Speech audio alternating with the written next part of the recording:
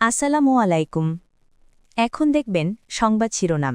জিয়ার কবর জিয়ারতে পরিবারের সদস্যরা সর্বস্তরের মানুষের শ্রদ্ধা নিবেদন অব্যাহত।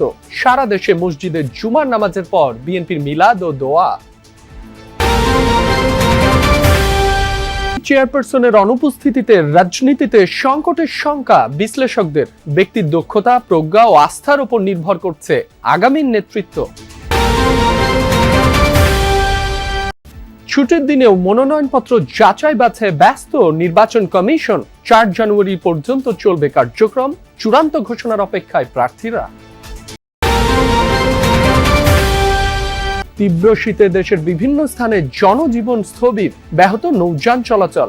ঘন কুয়াশায় শাহজালাল বিমানবন্দরে মধ্যরাত থেকে সকাল পর্যন্ত বন্ধ ছিল। এতক্ষণ দেখছিলেন সংবাদ শিরোনাম, এখন দেখবেন বিস্তারিত। সাবেক প্রধানমন্ত্রী ও বিএনপি চেয়ারপারসন বেগম খালেদা জিয়ার সমাধিতে ভোর থেকেই শ্রদ্ধা জানাচ্ছেন দলের নেতা কর্মী সহ সাধারণ মানুষ। সকালে শ্রদ্ধা জানাতে জিয়া উদ্যানের সমাধিতে যান খালেদা জিয়ার ছোট ছেলে প্রয়াত আরাফাত রহমান কোকোর স্ত্রী শামিলা রহমান, বড় ছেলে তারেক রহমানের মেয়ে জাইমা রহমান সহ পরিবারের অন্যান্য সদস্য। তারা ফুল দিয়ে শ্রদ্ধা জানান সমাধিতে।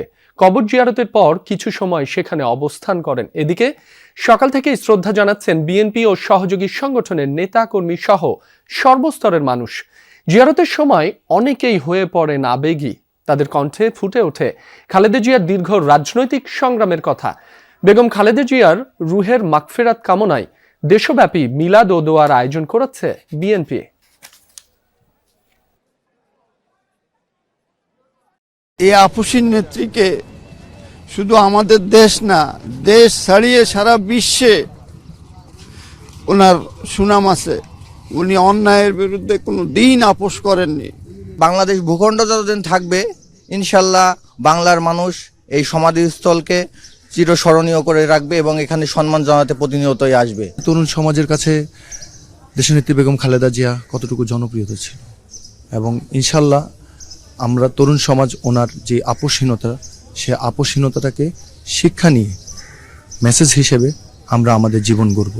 বিএনপি চেয়ারপারসন বেগম খালেদা জিয়া, তাকে যে অসংখ্য মানুষ ভালোবাসতেন, শ্রদ্ধা করতেন, সেটার প্রমাণ তো এরই মধ্যে সারা বিশ্ব দেখেছে। সেই সাথে আজকে এই যে জুমার নামাজ, সেই নামাজ শেষেও কিন্তু বাইতুল মোকাররমের খতিবের উপস্থিতিতে মুসল্লিরা দোয়া মোনাজাতে অংশ নিয়েছেন।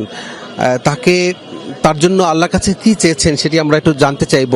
দোয়ায় মোনাজাতে তো অংশ নিয়েছেন, বেগম খালেদা জিয়ার জন্য আপনি কি চেয়েছেন আল্লাহর কাছে? বেগম খালেদা জিয়ার জন্য শুধু আমি নয়, যারা এখানে নামাজ পড়েছেন, বাইতুল মোকাররম সহ সারা বাংলাদেশেই আজকে দোয়া হয়েছে, অতীতেও দোয়া হয়েছে, সামনেও দোয়া হবে। ওনার আত্মার মাগফিরাত কামনা সবাই করেছেন এবং উনি যে মৃত্যুবরণ করেছেন, ওনার মধ্যে দিয়ে একটি দেশপ্রেম ছিল, মানুষের প্রতি একটা মায়া ছিল, ভালোবাসা ছিল। উনি সর্ব অবস্থায় ন্যায়ের পক্ষে ছিলেন এবং তিনি আপোষহীন নেত্রী ছিলেন। এজন্য আজকে ওনার জানাজার প্রমাণ করে আজকে মানুষ স্বতঃস্ফূর্তভাবে ওনার জন্য দোয়া করে। এটাই প্রমাণ করে এদেশের জনগণ, এদেশের মাটি, এদেশের মানুষ ওনাকে ভালোবাসে।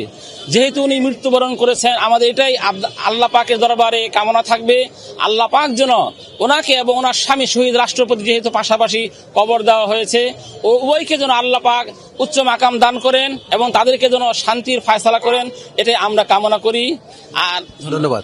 আপনারা তো জি, আমি চাই যে শেখ খালেদা জিয়া, ওনাকে যেন আল্লাহ তাআলা জান্নাতুল ফেরদৌস নসিব করেন, ওনাকে যেন ভালো রাখেন। এই দোয়াই আমরা করছি। আর অনেকে এখানে দোয়া চেয়েছি আল্লাহর কাছে, ওনাকে আল্লাহ মাফ করে দেখ এবং উনি যে আদর্শ রেখে গেছে, পরবর্তী প্রজন্ম যারা বিএনপি রাজনীতি আছে তারা যেন সেই আদর্শ মোতাবেক চলাফেরা করে ভারতের আগ্রাসন বিরোধী যাতে রুখে দাঁড়ায়। খালেদা যেরকম ভাবে দেশ থেকে পালিয়ে যায় নাই, যাতে বিএনপির দেশ থেকে পালিয়ে না যায় সেরকম যাতে কোনো কাজ না করে, এটাই প্রত্যাশা। শুনছিলেন যে আসলে মুসল্লিরা চেয়েছেন, তার রুহের মাগফিরাত কামনা করেছেন, তাকে যেন বেহেশত নসিব করা হয় সেজন্য আল্লাহর কাছে প্রার্থনা করেছেন, দোয়া মোনাজাতে অংশ নিয়েছেন মুসল্লিরা। বাংলাদেশের রাজনীতির নেতৃত্বের পালাবদল হয়েছে অনেক, তবে এবারের চিত্রটা একেবারেই ভিন্ন।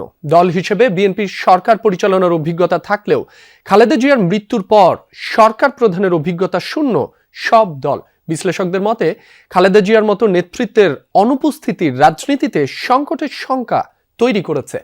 আগামীতে যারাই দেশ ও দল পরিচালনায় যুক্ত হবেন তাদের স্মরণে রাখতে হবে বিগত রাজনৈতিক ইতিহাস, মোকাবেলা করতে হবে মানুষের আস্থা অর্জন, ব্যক্তির নেতৃত্ব এবং সুশাসন প্রতিষ্ঠার মতো চ্যালেঞ্জ। আহমেদ রেজা জানাচ্ছেন বিস্তারিত।